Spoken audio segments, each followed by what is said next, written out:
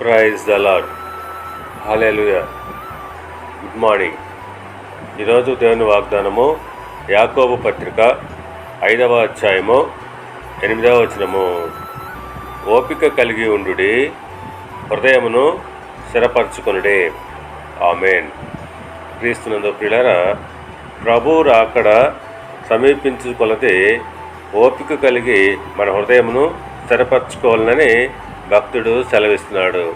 అవును, వ్యవసాయకుడు ఏ విధముగా తొలకరి వర్షము, కడవరి వర్షము సమకూడు వరకు విలువైన భూఫలము కొరకు ఓపికతో కనిపెట్టుకొనునో, ఆ విధంగానే విశ్వాసి దేవుని యొక్క ప్రత్యక్షతలో పొందు ఆ మహాభాగ్యము కొరకు ఓపికతో కనిపెట్టాలి.